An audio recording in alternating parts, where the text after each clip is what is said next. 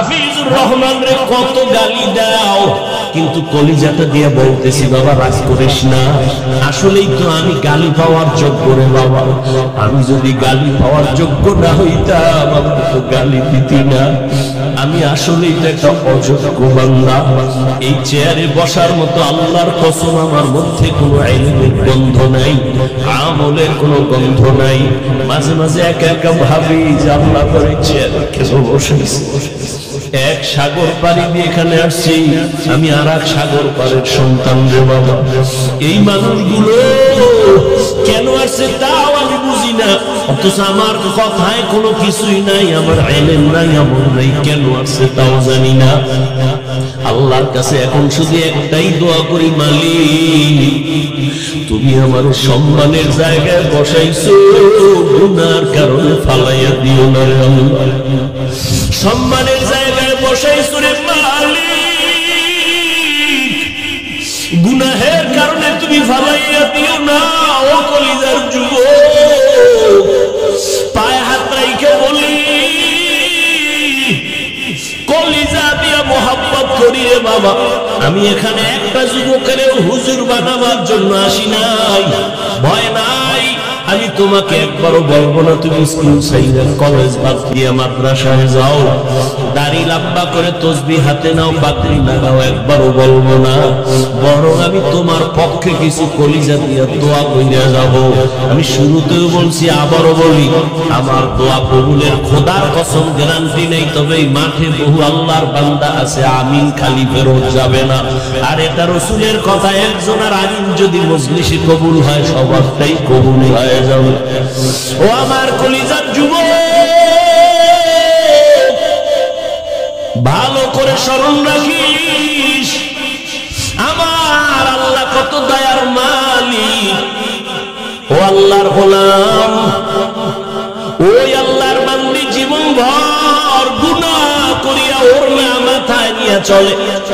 ও যুবক, মুজার সাথে ওরনার একটা মাথা গিরে লাগায় পানি উঠাইছে, মুজার মধ্যে পানি লইয়া দৌড়াইয়া কুকুরের পান করাইয়া দিছে।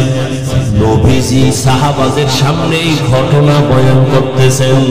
হাদিস নবী বলেন, সাহাবায়ে কেরাম জানোনি এই মহিলা জাহান্নামী, ওরনার ওই মুজার সাথে বেঁধে পানি উঠায় কুকুরের যখন পান করাইল, কুকুরটা প্রাণ ঠান্ডা হয়ে আস্তে ঘুমায় গেছে। আল্লাহর নবী কয়, ওই মহিলা পানি পান করানো মাত্র কেমন যেন একটা গায়েবী আওয়াজ আসতেছে, কে যেন অদৃশ্য থেকে বলতেছে, ও আল্লাহর বান্দি, জীবনে যত গুনাহ করেছো, আজকে যে কুকুরের পান করাইয়া আরামে ঘুম পাড়াইছো, শান্তির ঘুম কুকুর ঘুমায়, এই একটা খেদমতের বরকতে আল্লাহ তোমার জীবনের সব গুনাহ মাফ করে দিয়েছে। আমল আমার মাওলার কাছে নিয়ে দাঁড়াইও, আমল আমার আল্লাহর কাছে আমল নিয়ে দাঁড়াও রে যুবক। আজকে আমিও তো তোমার মাথায় একটা যুবক সন্তান, প্যান্ট শার্ট টাই লাগায় যদি দাড়ি কেটে রাস্তায় ঘুরতাম, কেউ আমারে বাধা দিত না রে বাবা। এই টুপির কারণে মাথা গরম, দাড়ির কারণে যৌবনের ভাব চলে যায়, জামার কারণে শরীর গরম, সব বুঝি, তারপরও কেন ফালাই না। কত মানুষ কত বাজে কথা বলে গালি দেয়, জানি শুনি, তারপরও কেন এই রাস্তা ছাড়ি না, নামাজ ছাড়ি না। ও যুবক, তোমার মতো যুবক তাকায় দেখো, জীবনে মাদ্রাসায় পড়ে নাই, স্কুলে পড়ে জেনারেল লাইনে তাইকা নামাজ ছাড়ে না, সত্য কথা স্বীকার করো, আছে না নাই? তোমার বিবেকের জিজ্ঞাসা করো, তুমি কেন পারো না?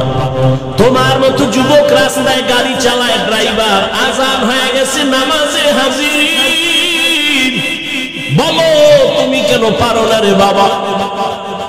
তোমার মতো যুবক ময়দানে কৃষি কাজ করে, নামাজ ছাড়ে না, গামছা বিছাইয়া নামাজ পড়ে ফেলাইছে, তুমি কেন পারো না? নদীর মধ্যে মাছ ধরে তোমার আমার মতো কত বান্দা জীবনে মাদ্রাসায় পড়ে নাই কিন্তু নামাজ ছাড়ে না। তোমার মতো যুবক আছে কিছু মনে চায় আমার রুমাল দিয়ে ওর পাও মোছায় দেই, কারণ এত ভালো